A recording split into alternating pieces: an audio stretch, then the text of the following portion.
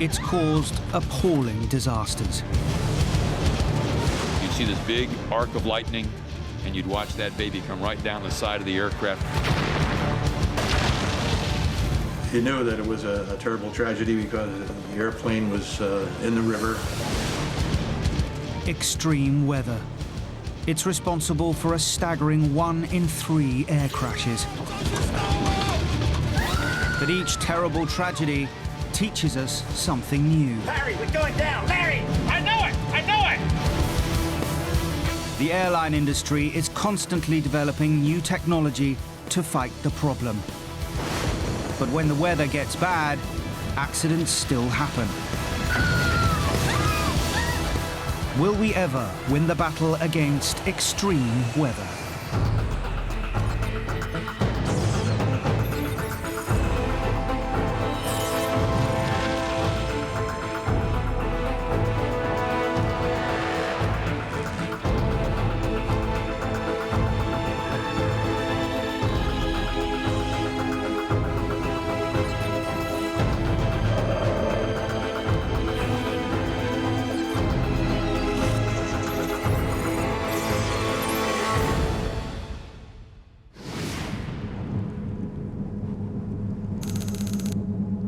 Dusk, Washington, D.C. Air Florida Flight 90 waits at Washington National Airport. It's bound for Fort Lauderdale in Florida, but the weather is appalling. The airport is blanketed in up to 10 centimeters of snow, and the temperature drops to -4. It's a time when pilots need to be particularly attentive to the hazards of snow and ice. It was snowing, it was freezing cold. David Learmount is a pilot and aviation journalist. Every time winter comes round, all the good airlines remind their pilots they must be aware of all the risks that winter throws at them. Snow clearing equipment is used to clear runways. Aircraft are de-iced using a mixture of hot water and glycol.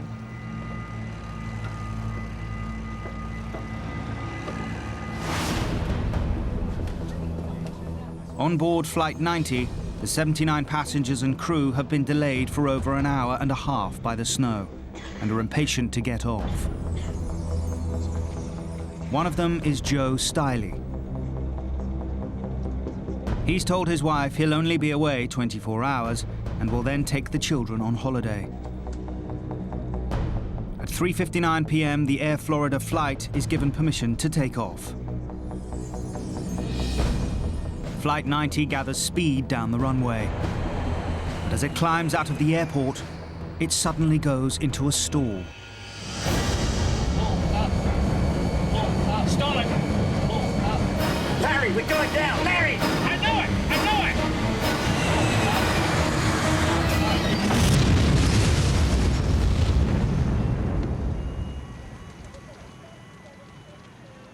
The aircraft has plunged into the icy waters of the Potomac River.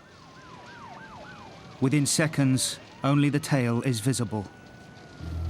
Then, against all the odds, a small group of survivors bob to the surface. Ice prevents rescuers reaching the struggling figures.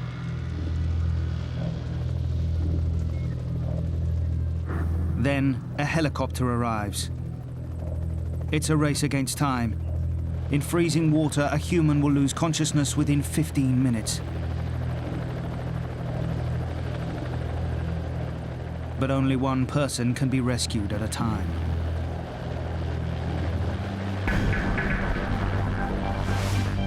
The first to be winched to safety is business executive Bert Hamilton.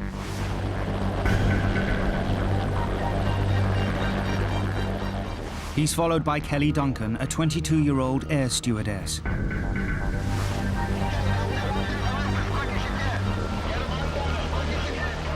Miraculously, she's only suffering from minor injuries. Eventually, a rope is thrown to a third survivor. Joe Stiley has been badly injured and is desperately trying to stay afloat. I was holding on to a piece of the tail section. I held on to the rope and let him drag me out. To save time, Joe grabs another survivor. Priscilla Tirado has lost her husband and child and is in extreme distress. I tried to get the rope that they gave to us on her. But he hasn't got the strength to hold on, and she's left floundering in the icy water. Time is running out.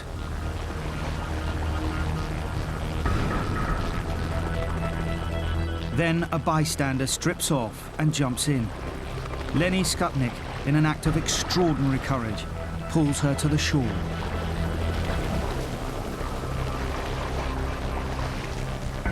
In all, 5 survivors are rescued from the water.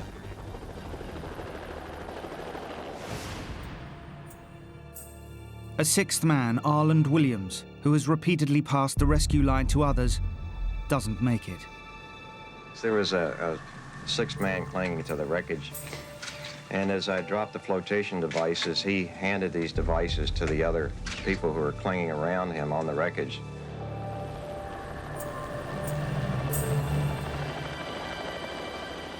A span of the 14th Street Bridge will later be named after him.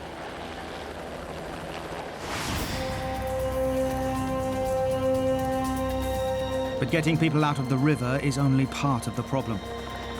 On the 14th Street Bridge itself that day, there's also chaos. One of the aircraft's wings has clipped it, overturning and crushing vehicles. All of a sudden, that thing shattered, and then I looked around, and cars over here were smashed, and I said, oh, God. Rescuers fight to pull people out of crushed cars. Bill Hendricks will later lead the crash investigation. There were 6 cars just flattened out. Part of the bridge structure was gone, the bridge railing was gone. It was a terrible sight, and the airplane was in the river still with victims inside it. The accident's final death toll is 74 passengers and 4 people on the bridge.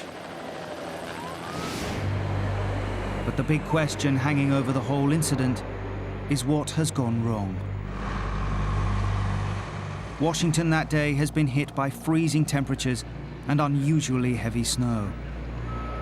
But dozens of other aircraft have landed and taken off safely in identical conditions. So what makes Flight 90 the only victim of snow that evening?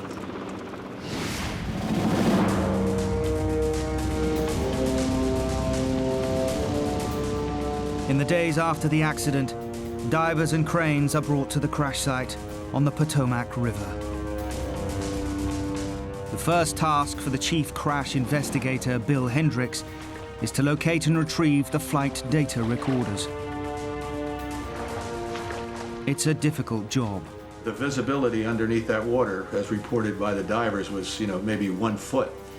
So it was murky and very difficult for those boxes to be recovered. Instead, divers rely on the fact that the recorders are designed to emit a bleep when they're immersed in water.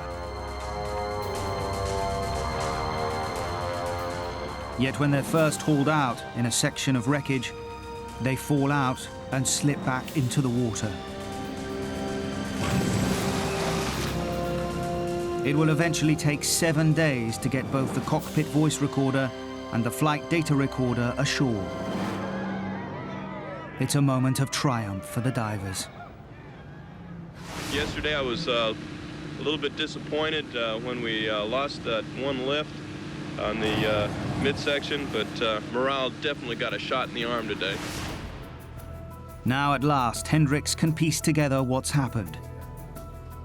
Once we got the flight recorders, it came together quite clearly what the cause of that accident was. The first clue is something that happens 50 minutes before takeoff.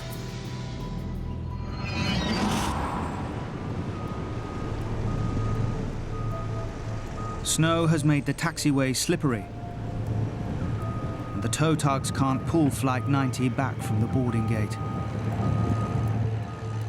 The pilot, Larry Wheaton, decides to help. Okay, I'm gonna try a little reverse thrust. He revs the aircraft's engines and then reverses the thrust for 90 seconds. It's like putting a car into reverse. He hopes the engines will force the aircraft back from the gate, but it's a highly irregular maneuver. The reversed thrust kicks up snow and ice that is sucked into the engines. It throws stuff in front of the engine, which then gets sucked into it. So it's really something that you avoid. It can gunge up a number of the sensors which are essential for the aircraft's correct performance. It's a bad judgment, but it should not have caused a crash. Modern aircraft engines are equipped to deal with snow and ice.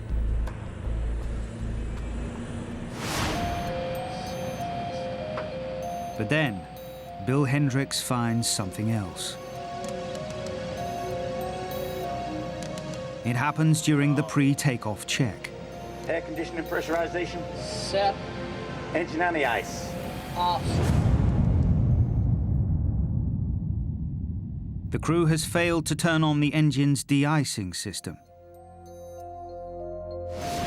This is a system for heating the front edge of the engine intake, warming the incoming air.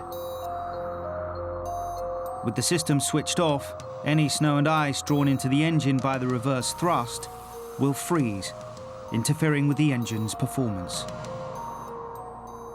That was, I wouldn't say a shock, but it was a revelation that there was inexperience in the winter operations of this flight crew not to turn that engine anti-ice on.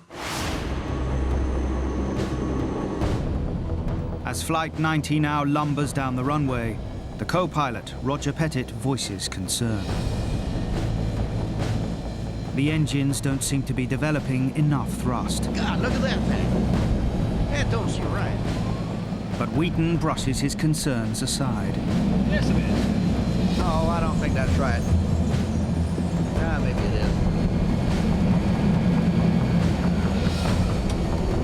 is. It takes the plane an extra 15 seconds and 600 meters more runway than usual to lift off. Finally, it climbs into the air. But almost immediately, it goes into a stall. Stall it! Stall it! We're falling! The warning kicks in. Pull up! Pull up! But there's nothing the pilots can do. Larry, we're going down! Larry! I know it! I know it!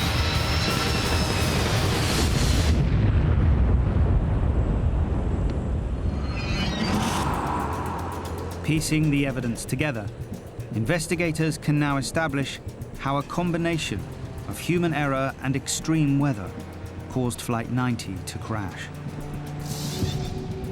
First, as snow builds up on the taxiway, Wheaton uses reverse thrust to help push back from the gate. Engine on the ice. Second, with the engine anti-ice turned off, freezing snow and ice are drawn into the engine. This interferes with the engine's performance.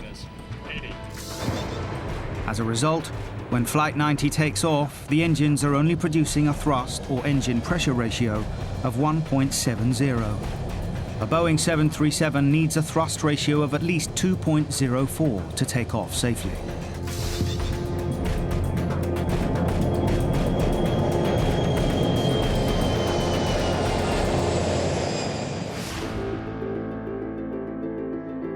The final investigation finds the pilot, Larry Wheaton, guilty of a catalogue of errors.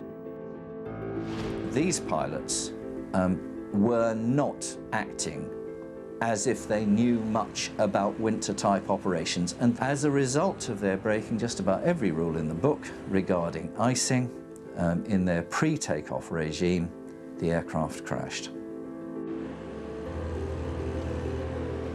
The accident drives home the fact that when the weather gets bad, there is no margin for error.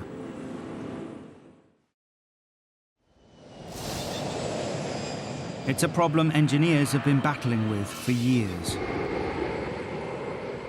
The modern fight against extreme weather goes back to the 1970s.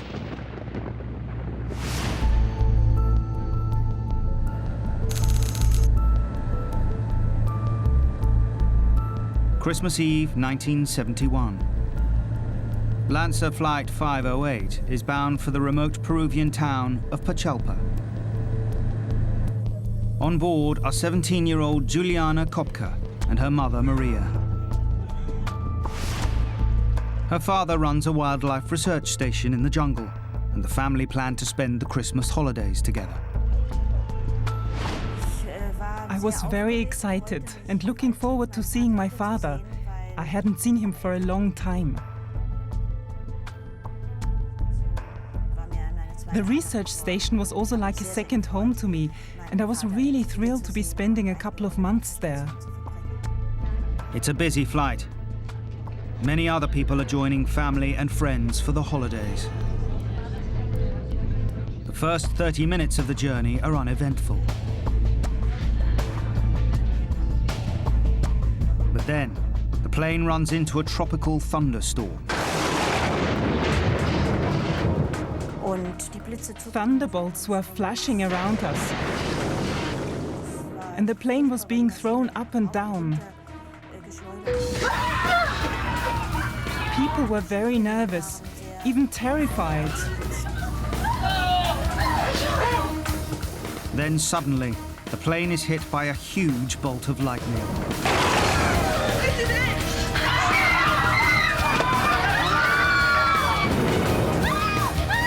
Everything is thrown around. It goes through my mind like a film. Everything went very fast. The pilots fight to keep control. But the plane is breaking up.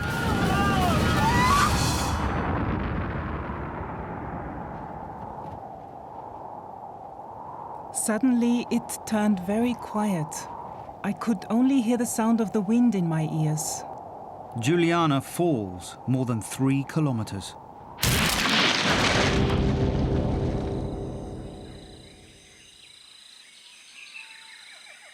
Yet miraculously, she survives, still strapped into her seat.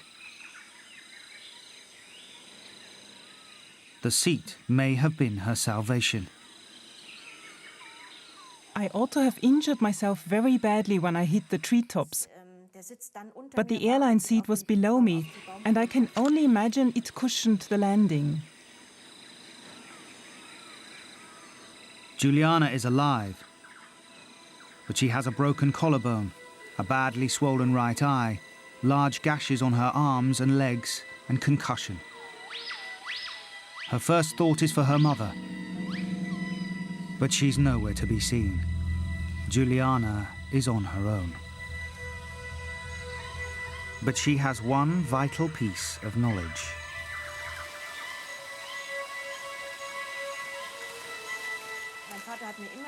My father used to tell me, when you get lost, you should try and find a stream or running water. He said, follow that stream and you will find a bigger stream, and that will turn into a river. And then you'll find people living nearby.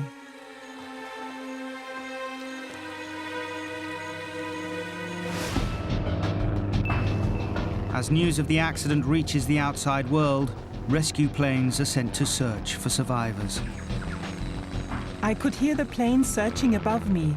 I knew the rescue operation had started. But I wasn't able to do anything as the jungle was dense and I couldn't communicate with them. As she sets off to look for help, her only food is a handful of sweets she's found at the crash site.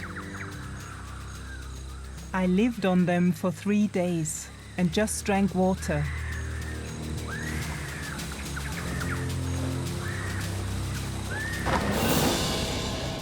There were piranhas in the river.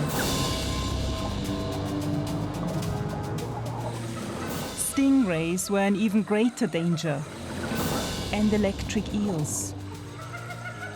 I could see caimans everywhere.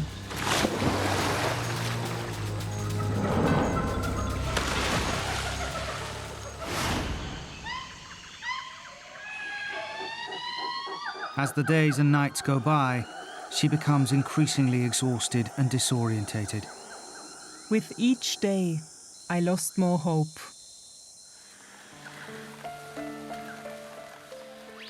I had moments when I was desperate, especially during the nights. The nights were horrible.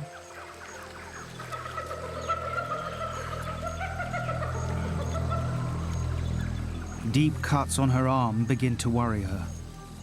I felt there is something in my arm. It kind of hurt. Something was moving in there. I couldn't see it properly, but when I twisted my arm, I saw that little white heads were looking out. The wound has become infested with flesh-eating maggots.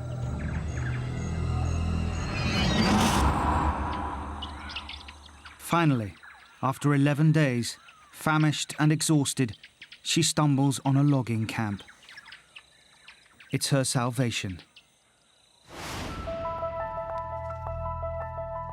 Today, 40 years later, Juliana Kopka is Dr. Juliana Diller and works as a librarian at the Munich Zoological Center in Germany. She's the only survivor of Lancer Flight 508. Her mother, along with 90 other passengers and the crew, have died.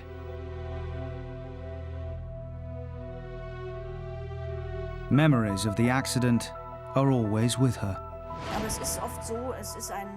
Mostly, it's an atmosphere, a sound, a smell, sometimes even a color.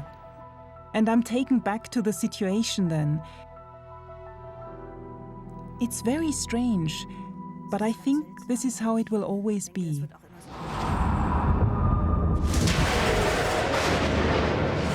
When aircraft investigators later examine the accident, they find a chain of events leading up to the disaster.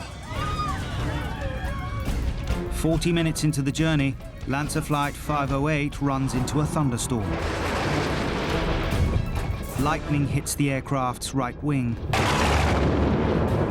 Vapor from a fuel tank ignites. Fire spreads, and the wing is torn from the fuselage. The Lockheed Electra falls out of the sky. It's one of several accidents during the 1970s and 80s that are attributed to lightning and marks the beginning of an attempt to find solutions to the hazards of lightning strikes.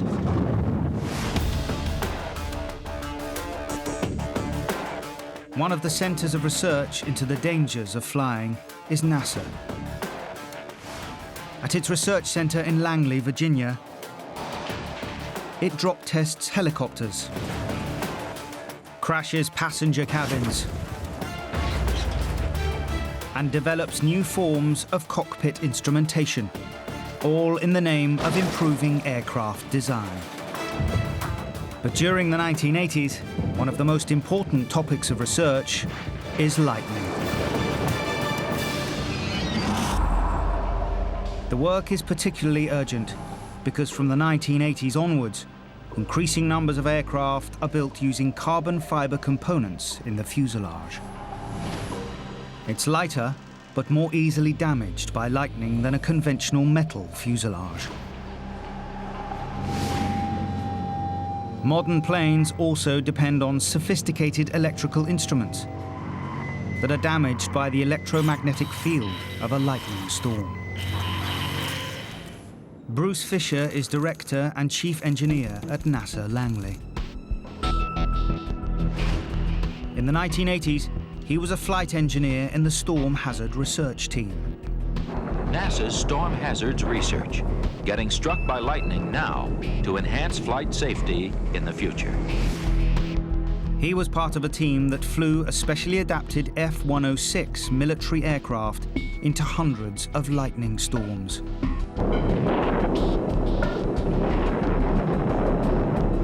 The experience was dramatic. It's a very turbulent environment. Lots of updrafts, lots of downdrafts. The wing drops left, the wing drops right. even though you're strapped into your ejection seat and you're wearing a helmet, you're still dancing around inside the cockpit of the airplane. We're now at 30,500 feet. When they came, the lightning strikes were thick and fast.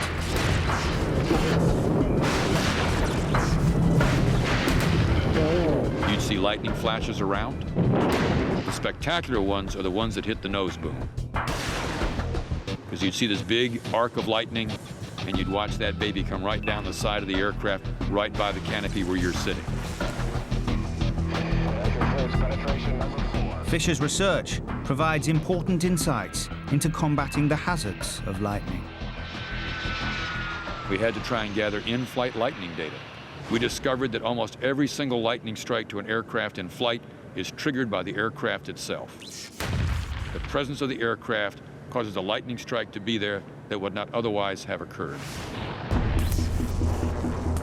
They also find that a lightning strike can discharge an electric current of up to 200,000 amps in a single second. 1 amp is sufficient to kill. This huge current can attack an aircraft's fuselage, burning a hole through it. By the late 1980s, NASA can advise aircraft manufacturers how to make aircraft lightning-proof. Fiberglass components are reinforced to withstand lightning strikes. Aircraft fuel is made less explosive. Electrical equipment is carefully shielded. Today, lightning is rarely a problem. But events will show there's another side to storms that can be equally hazardous. High winds.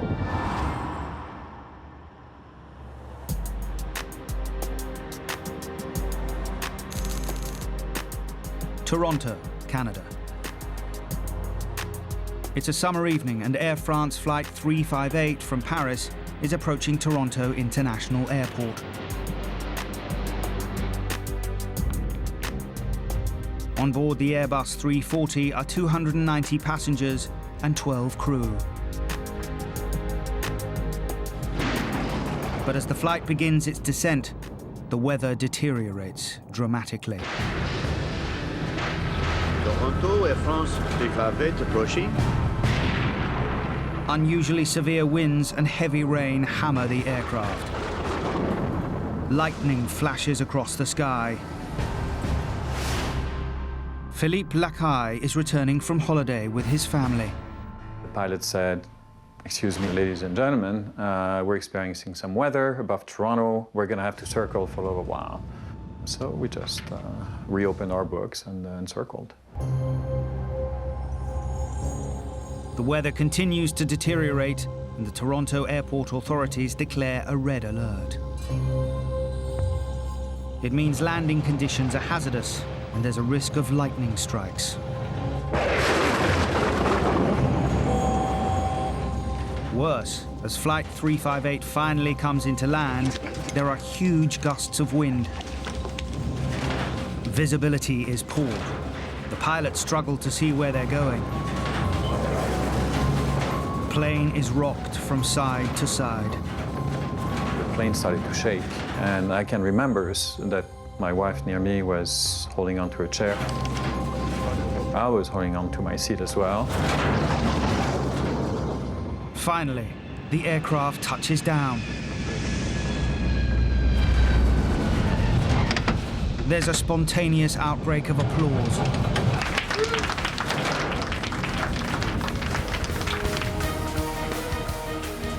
But the ordeal is not over. Moments later, still traveling at nearly 200 kilometers an hour, the plane runs off the runway. It was obvious that we were not on the tarmac. We were rocking and shaking just as if you were in a roller coaster. Everybody was screaming. I thought, oh no, this is really bad. We're not going to come out alive. My daughter is like 1 row ahead of me, and she's going to die without even holding hands with us, So the only thought I had was to try to grab her and put her on the rust so we could all die together. The plane plows through the airport perimeter fence.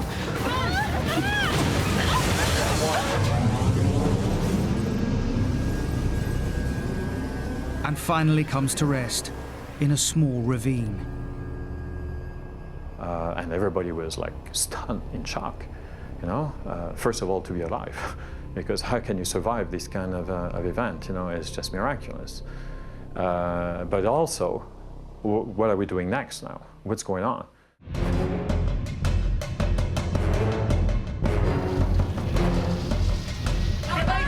Almost immediately, there are shouts of fire.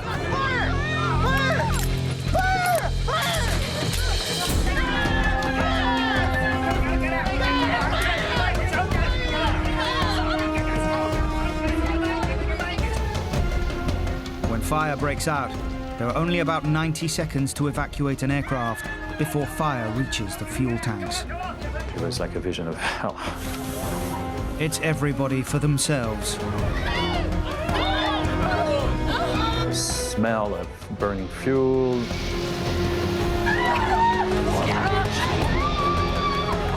There were people walking on top of each other. It was like complete chaos. As the last passengers scramble to exit, Flight 358 bursts into flames.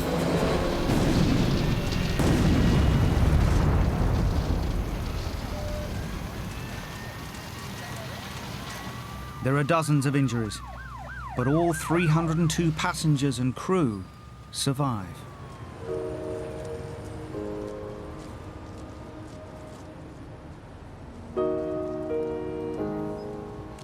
Six years later, Philippe Lacaille is still living with the emotional scars. You never forget this kind of emotional upheaval. It was very hard.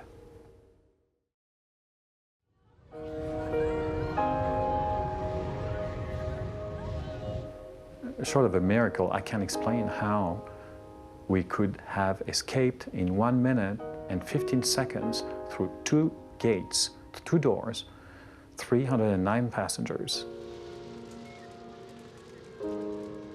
The episode is dubbed the Toronto Miracle.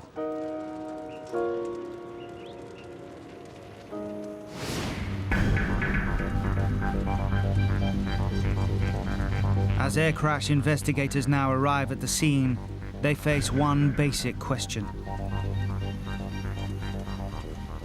Why did a plane equipped with the most modern navigation aids shoot off the runway? Was it a question of pilot error, mechanical failure, or extreme weather, or even a combination of them all? They take data from the aircraft's charred and scorched black boxes. Réal Lavasseur is the chief crash investigator. So we looked at the brakes, we looked at the tires, we looked at the engines, we looked at all the systems, the hydraulics and all the other systems, electrical, whatnot, and there was absolutely nothing wrong with that aircraft. The investigators can rule out mechanical failure. But when they analyze Flight 358's last moments, they uncover what appear to be a number of pilot errors. The crew had brought the aircraft into land far too fast and had hit the runway far too far along. I don't think they had a clear realization at that point as to how much runway they were leaving behind before they landed the aircraft. And consequently, the aircraft lands quite long, about halfway down the runway. As the end of the runway appears, the plane is still going too quickly.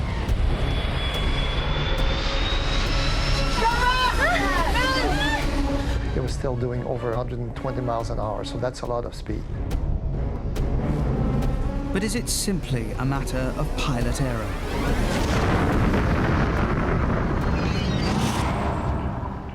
As investigators look further, they find a more complicated story. The pilots may have also been victims of exceptional weather. They may have run into a dangerous phenomenon known as wind shear.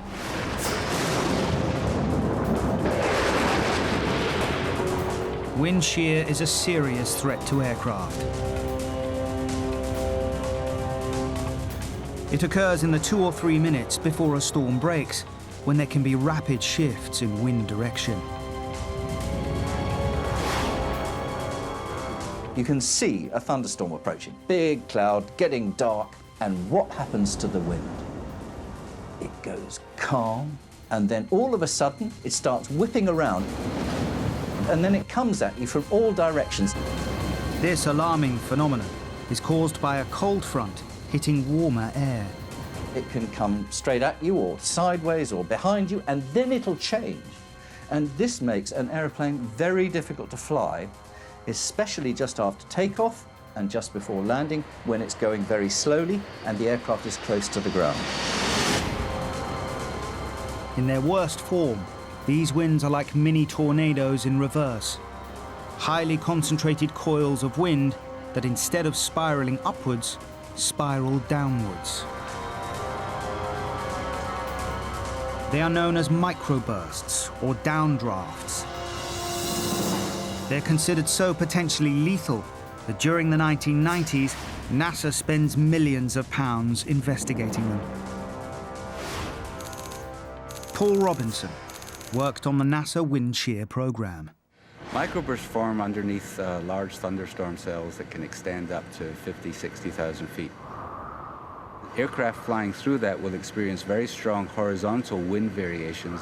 NASA scientists discover how microbursts can cause a pilot to make errors. A column of cold air sweeps down from the cloud base, accelerating as it goes. As it hits the ground, it spreads out horizontally. Then it curls upwards like a series of waves. An aircraft flying near this will experience a wind that starts as a headwind and then turns round and becomes a powerful tailwind. When aircraft are slow and low and trying to control their speed as well as they can, the combination of the two in a microburst can be very hazardous. These downdrafts are absolutely vicious things. They can change the speed at which the aircraft is going through the air, but if you go through the center of them, they actually have a very fast descending column of air which can just throw you at the ground. Wind shear, or microbursts, are believed to be responsible for a number of disasters. 1982, Pan Am Flight 759 crashes in New Orleans. 153 people are killed. Likely cause, microburst. 1985, Delta Airlines Flight 191 crashes at Dallas-Fort Worth Airport. 134 people die. Cause, microburst. More recent accidents linked to severe wind shear include a US air flight that crashed in 1994 and a Goodyear airship that crashed in 2005.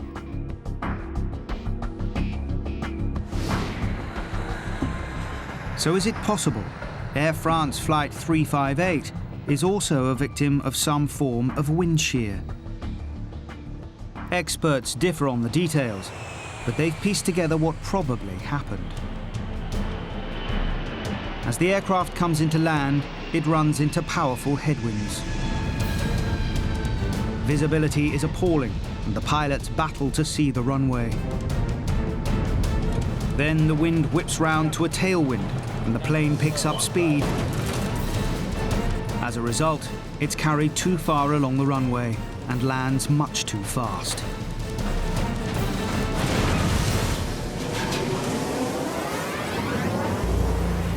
The pilots have been caught out by the rapidly shifting winds typical of wind shear.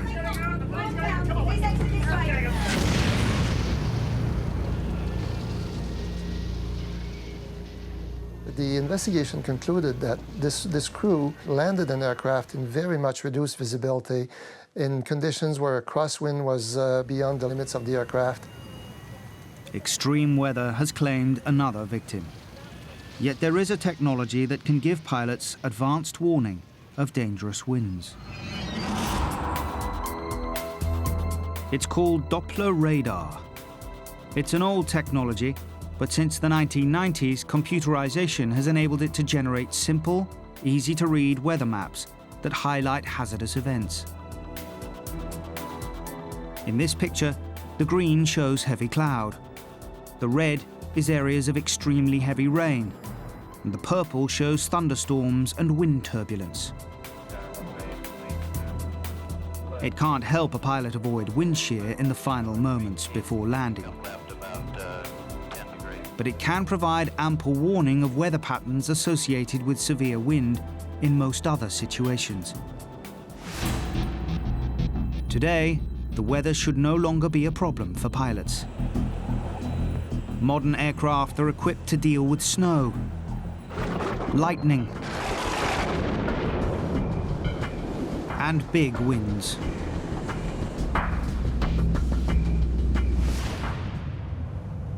But then in 2010, there's a disaster which shows that when the weather gets extreme, accidents will still happen, however good the technology.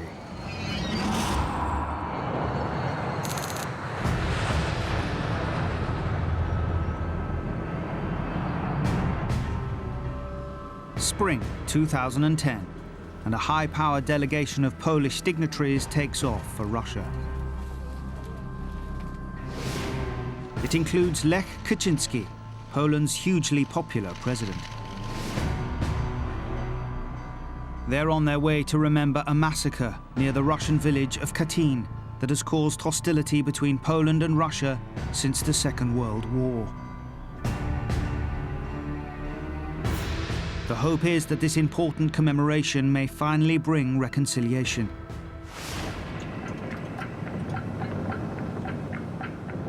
But as the Polish aircraft nears the Russian city of Smolensk, it's enveloped in fog. Landing is going to be difficult. Good morning, Smolensk. There's a Polish military 101, estimating in 5 minutes. Tomasz Hipki is a member of the Polish National Aviation Council and a journalist. There were places where fog was touching the ground. In other places, cloud base was way below 100 meters,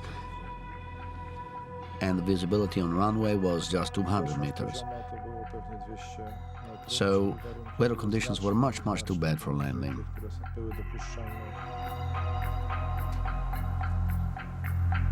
Air traffic control counsels against even attempting to land.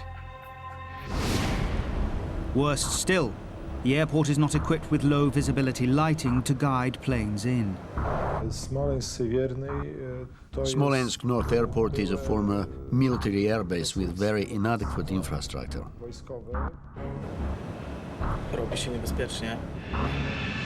But the pilot continues to attempt to land. He makes one, then a second attempt to bring the aircraft down.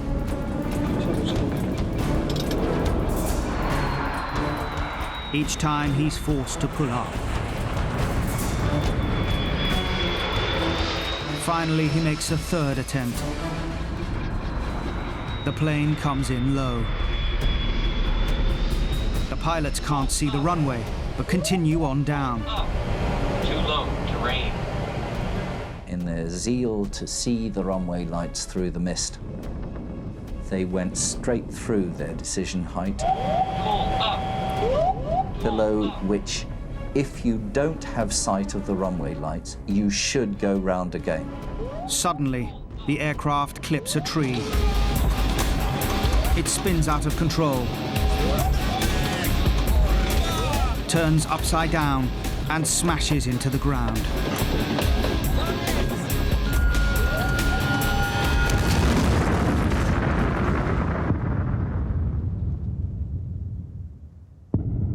The wreckage is scattered around, nearly 200 meters short of the runway. All 96 people on board die. They include not just President Lech Kaczynski, but senior members of Poland's parliament and armed forces, as well as religious leaders. Poland is thrown into turmoil. The most important people in Poland died, so I don't know how will the future of our country look like. The country declares a period of national mourning. This is a tragedy, I think, for the country. It's never happened something like this anywhere in Europe. So it's extremely sad story for us.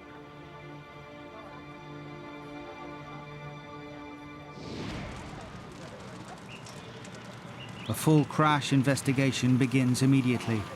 It's a joint Russian-Polish operation. Investigators soon find there are no signs of mechanical failure. The 20-year-old plane has recently been extensively overhauled. But that leaves a puzzle. The overhaul has included fitting the Tupolev Tu-154 with a sophisticated terrain avoidance system, which warns a pilot if he's too low or in danger of hitting something. Caution, terrain. Caution, terrain. Pull up. The inquiry hasn't been completed, but leaked transcripts from the cockpit voice recorder show that as the plane comes in, the system issues several warnings. But the pilots ignore them. Why have they done something so obviously dangerous? Rozbijemy się!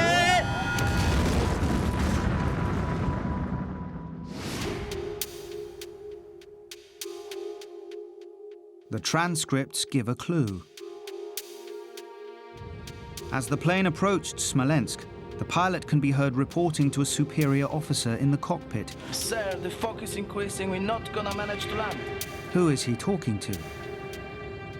An anonymous voice replies. Well, then we have problem. Through the radio static, there's also the snatch of another voice adding pressure. There will be a noise. The snatches of dialogue suggest the pilots were now under huge pressure.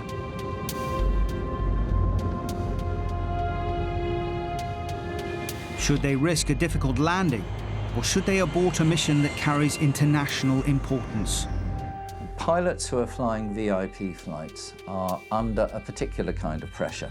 So they really did want to do their duty, these pilots, and get all of those important people in. So they were told by air traffic control what the visibility was. It was nothing like good enough to make a safe landing. But they said, we'll go and have a look at it anyway. Moreover, the crew are military pilots accustomed to taking orders and risks. Warto pamiętać, że piloci generalnie są szkoleni. Military pilots are trained to take more risks than civilian pilots. The crew in this case had come more or less straight from military school. The idea of risk-taking was firmly ingrained in them. We may never know if this is what happened. Important sections of the leaked transcripts have been deliberately deleted. Some people believe Russians deliberately left gaps in transcript because what they found was damaging to Polish interests. What is certain is that if these holes are not filled, this riddle will never be solved. But the transcripts that are available have led some experts to blame the pilots for abdicating their responsibility. It doesn't matter if the president of Poland is on board. The person who is in charge of the aircraft is the captain of the aircraft. He is more senior in that environment than the president is. In the end, you're a trained professional. You're the one who carries the can for anything that goes wrong. According to this version of events, the pilots had simply forgotten that when the weather gets bad, there is no substitute for their own skill and judgment. In Poland today, the hope is that lessons will be learnt and there will never be a similar accident again.